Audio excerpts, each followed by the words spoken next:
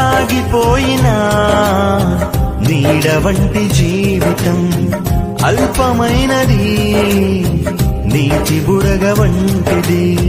సాగిపోయినా నీడ వంటి జీవితం అల్పమైనది, నీటి బుడగ వంటిది.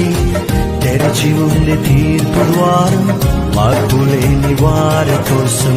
తెరచి ఉంది తీర్పు ద్వారం మార్పులేని వారి కోసం.